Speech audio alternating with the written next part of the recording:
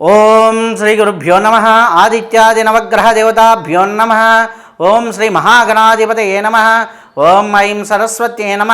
ప్రేక్షకులందరికీ శ్రీ విశ్వవసు ఉగాది శుభాకాంక్షలు. ఇప్పుడు మనం ఈ సంవత్సరం పంచాంగం ఏ విధంగా ఉంది అనే విషయాన్ని గురించి తెలుసుకుందాం. ఇప్పుడు కర్కాటక రాశి వారికి ఏ విధంగా ఉందో తెలుసుకుందాం. కర్కాటక రాశి వారికి గురు సంచారం మారటం వల్ల వ్యయంలోకి గురు భగవాన్ రావడం జరుగుతుంది. అష్టమ స్థానంలో రాహు, నవమ స్థానంలోకి శని రావడం, అలాగే ద్వితీయ స్థానంలోకి కేతు రావడం జరుగుతుంది. మిగిలిన గ్రహాలు చాలా వరకు శుభ ఫలితాలు ఇస్తున్నప్పటికీ గురువు వ్యయంలో ఉన్నప్పటికీ కొన్ని శుభాశుభ పరీక్షలు మిశ్రమంగా ఉంటాయి. కాబట్టి వీరికి 100లో 70% వరకు శుభ ఫలితాలే ఉన్నాయని చెప్పవచ్చును. 30% కొన్ని ఇబ్బందులు కలిగేదానికి కర్కాటక రాశి వారికి అవకాశం ఎక్కువగా ఉంది. అయితే ఈ ముఖ్యంగా ఎవరెవరికి ఇబ్బందులు కలుగుతాయి అంటే, కొద్దిగా అనారోగ్య సమస్యలతో ఉన్నవారికి కొద్దిగా జాగ్రత్త తీసుకుంటూ ఉంటే సరిపోతూ ఉంటుంది. ఆరోగ్యపరమైనటువంటి ఇబ్బందులు కొద్దిగా తలెత్తేదానికి ఆస్కారం ఎక్కువగా ఉంది. మిగిలిన విషయాలు, ఆర్థికపరమైన విషయాలు, మిగిలిన విషయాలన్నీ కూడా చాలా బాగుంటాయి. కొంత ఆలోచన విధానంలో కూడా కొద్దిగా మార్పులు అనేది వస్తూ ఉంటుంది. కంగారు ఎక్కువగా పడుతూ ఉంటారు. ఏదో ఒత్తిడిని ఎదుర్కొంటూ ఉన్నట్టు ఉంటారు. లోపల ఏదో భయము, సరైన నిద్ర ఉండదు. ఇటువంటి చిన్న చిన్న సమస్యలు కర్కాటక రాశి వారు అందుకుంటూ ఉంటారు. కాబట్టి ఈ యొక్క కర్కాటక రాశి వారు ముఖ్యంగా ఈ యొక్క గ్రహ సంచారం ఆధారంగా చేసుకుంటే కొన్ని చిన్న ఇబ్బందులు, అలాగే ఎక్కువ శాతం శుభ ఫలితాలు అనేవి కనిపిస్తూ ఉన్నాయి.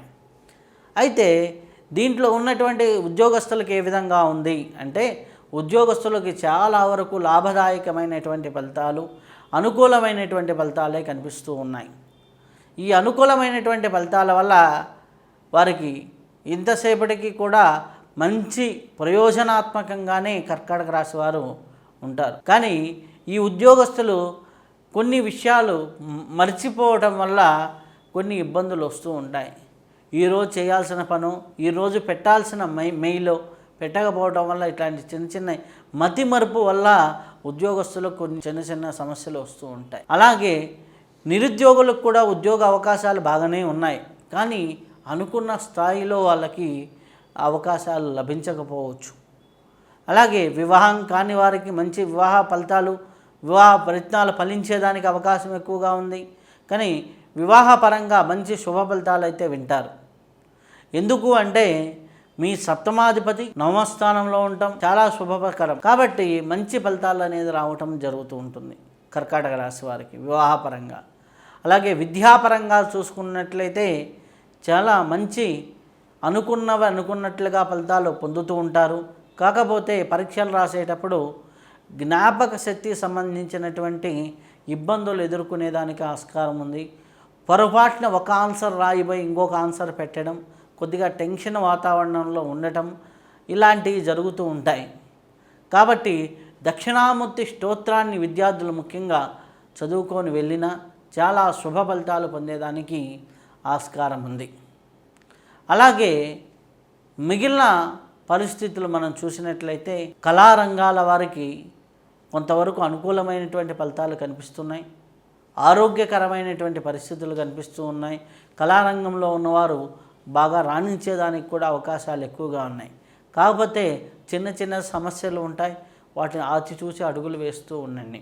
రాజకీయ రంగంలో ఉన్నవారికి అనుకున్న ప్రయోజనాలు, అనుకున్న విధంగా చాలా మంచి ప్రయోజనాలు పొందుతూ ఉంటారు. రాజకీయంగా కూడా చాలా శుభ ఫలితాలు పొందేదానికి ఆస్కారం ఎక్కువగా ఉంది. కాబట్టి అన్ని రంగాల వారికి చాలా అద్భుతమైనటువంటి ఫలితాలే ఉన్నాయి.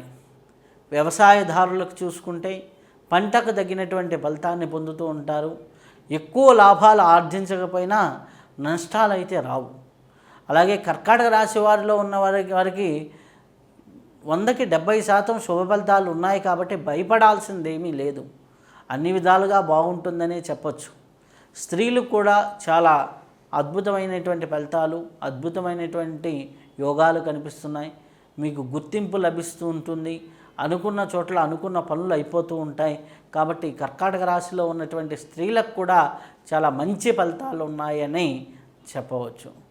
అయితే ముఖ్యంగా ఈ కర్కాటక రాశి వారు ఆచరించవలసిన రెమెడీ ఏంటయ్యా అంటే, గురు దక్షిణామూర్తి యొక్క స్తోత్రాన్ని పారాయణ చేసుకోవడం, అలాగే దత్తాత్రేయులు సంబంధించిన గురు చరిత్ర పారాయణ చేసుకోవడం, దత్తక్షేత్రాల్లో దర్శనం చేసుకోవడం, ఇటువంటివి చేస్తూ ఉంటే చాలా అద్భుతమైనటువంటి ఫలితాలు ఉన్నాయి. అలాగే రావి చెట్టు చుట్టూ ప్రదక్షిణలు చేయడం, కుదిరితే 4 రావి మొక్కల్ని నాటడం, వాటిని పెంచడం, ఇటువంటివి చేస్తూ ఉంటే చాలా శుభ ఫలితాలు కలుగుతూ ఉంటాయి. అలాగే తీర్థయాత్రలు చేస్తూ ఉంటాం. గురువులకి ఏదో దక్షిణాది కార్యక్రమాలు చేయడం, వస్త్రదానాది దక్షిణాది కార్యక్రమాలు చేయడం, ఇటువంటివి చేయటం వల్ల కర్కాటక రాశి వారికి అనుకున్న పనులు అనుకున్న సమయానికి అయ్యేదానికి ఈ రెమెడీలు ఆచరిస్తూ ఉంటే చాలా వరకు మేలైన ఫలితాలు వస్తాయి. ఇప్పటి వరకు మనం ఈ యొక్క రాశి యొక్క ఫలితాలు మనం తెలుసుకున్నాం. అయితే ఇది కేవలం గోచార ఫలితాలు మాత్రమే. అంటే గోచార ఫలితము అంటే ప్రస్తుత గ్రహస్థితిని గురించి చెప్పేటటువంటి ఫలితాలు. అలాగే మన కర్మచక్రాన్ని గురించి చెప్పేది, మన సంపూర్ణ జాతకం గురించి చెప్పేది మన జాతక చక్రం. జాతక చక్రము అంటే ఎప్పుడంటే మన పుట్టిన సమయాన్ని బట్టి వేసేది. ఆ పుట్టిన సమయాన్ని బట్టి వేసేది సంపూర్ణ జాతకము, ఇది గోచారము.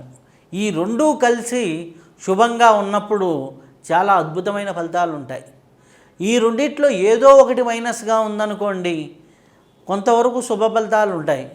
ఈ రెండు కూడా మైనస్లో ఉన్నాయనుకోండి, అప్పుడు చాలా ఇబ్బందులు ఎక్కువగా ఉంటాయి.